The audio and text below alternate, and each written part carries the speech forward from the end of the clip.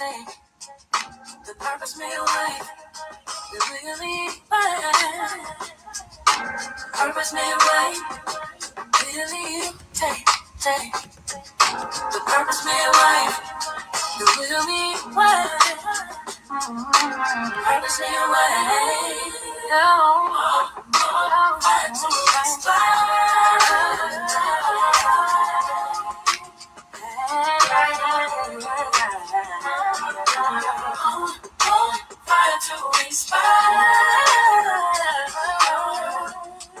Welcome back to On Fire to Inspire. I'm your host, Dr. Aleigha Tate, the Purpose Midwife. I want to thank y'all so much for joining me this beautiful Tuesday evening. You could have been anywhere else doing anything else, but you chose to spend it with me, and for that, I'm totally grateful. I want to thank Mom Biz Boss, our longtime sponsor, multiple operational managers. Moms, if you're an entrepreneur or aspiring entrepreneur, you want to connect with these ladies. You want to check out mombiz, B-I-Z, boss.org, mombizboss.org. And then we have the Bridge Services LLC. Thank you so much for the Bridge Services LLC. If you are in the Taylorsville, North Carolina and surrounding areas, it's a concierge service. You could check it out on Facebook at the Bridge Services LLC on Facebook. And then finally, if you don't have any of my books, you can get them at onfiretoinspire.com, or you can get any of them on Amazon. Y'all, I'm so excited about tonight's topic because many of us have been doing this, right? So the topic tonight is, who gave you permission? And then subtopic, waiting for permission is keeping you from purpose. All right. So first of all, that first question was, who gave you permission? All right. So we're going to talk about that. I want you to do me a favor. Hit that share button, tag a friend. We're going to get started. My question for you is, have you ever said, I'm waiting for the right time. I'm waiting until I'm more qualified. I'm waiting until I get more degrees. I'm waiting until I get more certifications. I'm waiting until I get more recognitions. And I'm waiting until someone gives me permission. Why? All right. So today I have this question for you. Who gave you permission to stay stuck? You heard me right. Who gave you permission to stay stuck because you're waiting on somebody else to give you permission? Woo! That'll preach, y'all. Y'all heard what I said. Who gave you permission to stay stuck? Because it's keeping you, it's waiting on other people to approve you, but God has already assigned you. You're waiting on other people to approve you while God has already assigned you. You spend your entire life just standing and outside of a door and waiting for it to be unlocked, when God has already given you a door, giving you that door, or he's giving you a whole nother door, okay? So, again, today's topic is, who gave you permission? Waiting for permission is keeping you from purpose. All right, so I had to hit you with the ringer in the very, very beginning, because we need to understand that waiting on permission from others that we may never get when God has already given it to us is keeping us stuck. And it's sometimes keeping us in this spiral, I guess you would say, right? So we're going to hop right to it. Point number one, y'all hit the share button, tag a friend. Let's get started. Point number one, you were created intentionally. I want you to remember that, because some of us, maybe you were born out of wedlock, maybe you were, unplanned, but guess what? God had that plan. Regardless of how you got here, God had a plan for you. So purpose is not something that you create. It's something that you come in alignment with. Okay? It's not something you create, but it's something that you come in alignment with. You're not an accident. You're not an oops. Your gifts, your passions, your experiences, and everything, even those pain points, those things that just irks you to the core of who you are, all of that ties in toward that purpose, okay? Many people are searching for purpose while ignoring the evidence on the inside of them. So I'm gonna ask y'all a couple of questions right now. What keeps coming back to your heart? What just keeps coming back? You're like, I can't shake this thing. I can't get away from it. What is it that keeps coming back to you? You tell me. Next question. What do people naturally come to you for? Well, people can come to you for something because it's just a natural gifting of yours. What do they come to you for? Next question. What problem do you feel called to solve? What problem do you feel called to solve? And then last question for now, okay? What have you survived that someone else needs help overcoming? Because let me tell you something, everybody can't wear them same shoes that you've worn, okay? Some of them may have kicked those shoes off and given up. Some of them may, there's so much that you've been through that you're called to help the next person through. So that question one more time is, what have you survived that someone else needs help overcoming? Who are you the solution to their problem? We're going to get into that. I told y'all that was my last question for now, remember? So we're going to talk about in Jeremiah 1:5, English Standard Version says, before I formed you in the womb, I knew you. And before you were born, I consecrated you. I appointed you a prophet to the nation. So we're going to stay right there in that first part. I'm going to say part A of that verse. Before I formed you in the womb, I knew you. And before you were born, I consecrated you. So God, he knew you. He already knew who you are, who he called you to be, and everything you were going to do before you got there, right? Because he knew we were going to be imperfect beings. So God knew you before anybody else knew your name. So why are you allowing people who discovered you later to determine what you were created for? Y'all, did y'all hear that question? I told you I had some more questions. Now this is the next question. This is the question I'm going to ask you again. So why are you allowing people who discovered you later, because God knew you way before. Remember, you were born in your mother's womb. So why are you allowing people who just discovered you or discovered you later to determine what you were created for? Woo, y'all, it might be, as my old pastor used to say when I was younger, it's tight, but it's right, y'all. Point number 2. Part number 1 was purpose. You were created intentionally. You were created with a purpose. When God created you, he was intentional about creating you with that laugh, that sense of humor, that dry humor, whatever that is. He created you to be just like that way. Point number 2, assignment. Number 1 was purpose. Number 2 is assignment. Your purpose requires action. Now, purpose is that destination, but assignment is the responsibility that you have today. All right. So some people don't want to walk through that journey. Many people want the promise, but they don't want the journey or the assignment. I promise you. Woo! But it's in the assignment that you're like, whoa. And then you understand how you can help somebody else through it. I'm going to give you some examples, okay? Noah had an assignment before he understood the ark. He started building. He hadn't seen the rain, but he started trusting what God placed on the inside of him, what he heard God say, and he did it. So Noah had an assignment before anyone else understood the ark. David had an assignment before he ever sat on the throne. In fact, nobody believed that little puny David, wait a minute, what? That's the boy that watched the sheep. But he still had an assignment regardless of how others saw him, right? That'll preach all by itself. And then Esther had an assignment before she knew why she was chosen.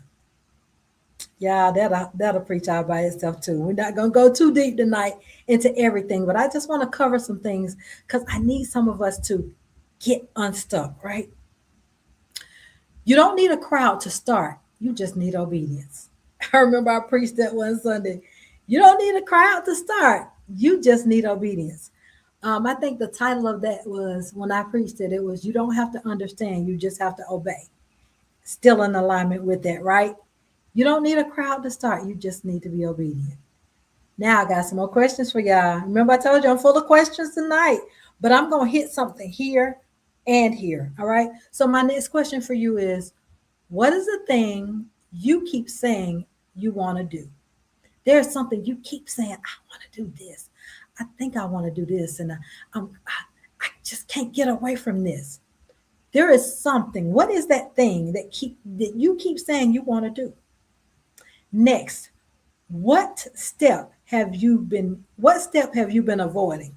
Like there's some things you know you're supposed to be doing, but there's something you're avoiding too, because you know it's not comfortable. Well, we're gonna talk about that in our point three, okay? What point four? We're gonna talk about it a little later. Are you waiting for confidence before you move? That's the next question. Are you waiting for confidence before you move? You might not ever get that confidence. You got to trust God and move, baby, because somebody's waiting on you. So, point number one, we talked about purpose. You were created with intentionality. You were created intentionally. God intentionally created you. Point number two, assignment. Your purpose requires action. Point number three, your calling. Stop confusing your calling with comfort. Y'all heard me? Because many times it's in the stretching and the discomfort that you come into alignment with what that call is. But your calling will often stretch you before it establishes you.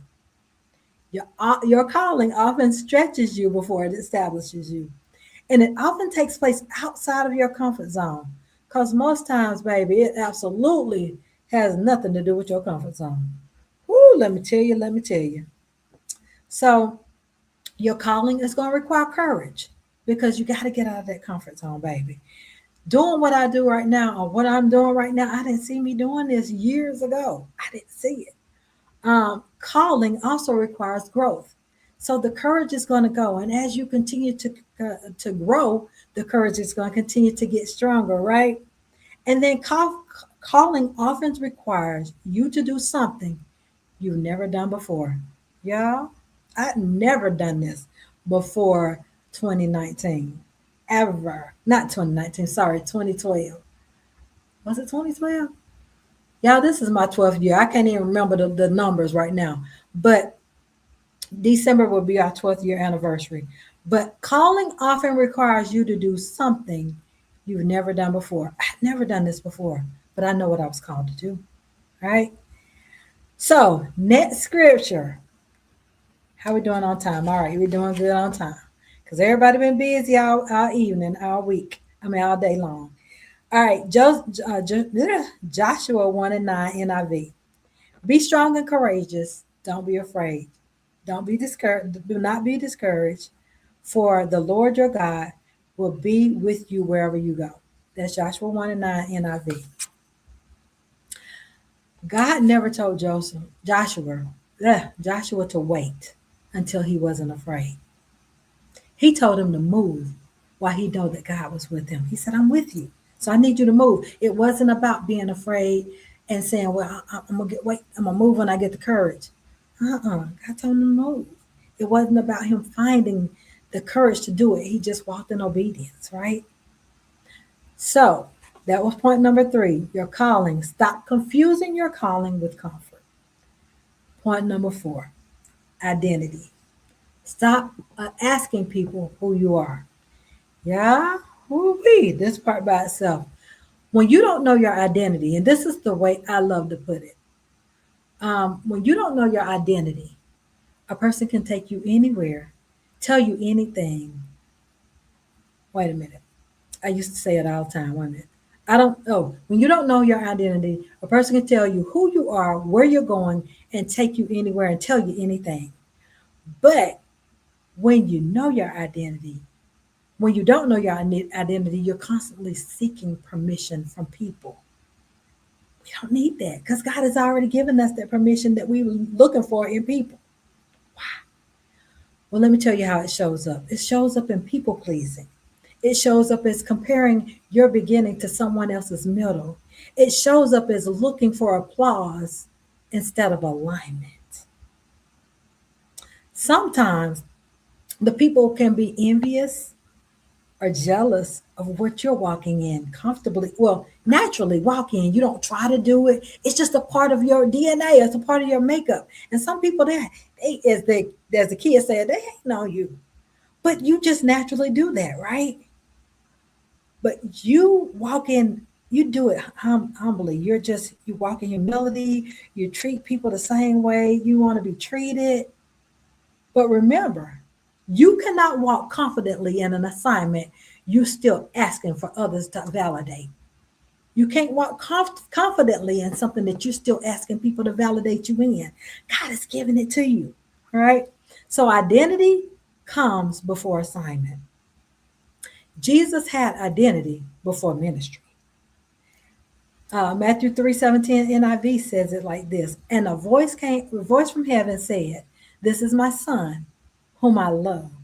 With him I am well pleased." Notice God affirmed Jesus. Jesus performed miracles. He didn't look for anybody else's applause or anybody else to affirm. God has already affirmed him. God has already done all of that. So why are you waiting for others to affirm and confirm and give you permission? Absolutely not. So number 4, identity. Stop asking people who you are. Now, those were our 4 points for tonight. Now, we're going to close like this. Where are you waiting for permission? What part of your assignment, what part of your journey, where are you waiting for permission? Permission to? Glad you asked. Start that business. Write the book. To heal, truly heal, and not just say it here, that is no longer lip service, but you're healing, right? That you're forgiving, that you're speaking. Leave what no longer fits you. You're ready to take off the shoes that are too tight, right? Step into leadership because you know it's time, and use your gifts. Those are some things that it's time for you to give yourself permission to do. And there could be a slew of others. But what does that look like? You know what that is for you. I don't know it, but I'm just giving you a few examples. So today, I want you to give yourself permission to obey God, what he's already placed on the inside of you. I want you to give yourself permission to obey him and do what he's already given you permission to do. And then I wrote out an affirmation / prayer. And it says, God, help me stop seeking for permission from people when you've already given me my purpose. Give me the courage to walk in this assignment, confidence in my identity, and obedience to my calling. Amen. So today, from what's today, July the 28th, I want you to stop seeking permission from others because God has already given it to you. I want you to walk in what he's calling you to do. Do it with courage, because I'm not going to tell you it's going to be comfortable. It's not. But do it with courage. Why? Because you're not doing it alone. He's with you. Walk confidently in your identity because he's given it to you. And obey him. Obey. And walk in obedience to the calling. You don't need permission to become who God created you to be. You need courage to walk it out. And finally, it's time to align, walk, and go. No permission necessary because God has already given it to you. I'm Dr. Aleigha Tate, the Purpose Midwife. I thank y'all for joining me tonight. I was just going to give you some words of encouragement, give you some words of reminder words. But y'all, do me a favor and sow this into someone's life. It didn't cost you any money, any time.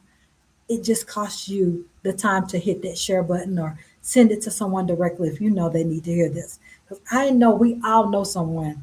Because sometimes, guess what? As the speaker and the teacher and the preacher, you're the first partaker, right? Because we all still are growing and walking out what God has called us to.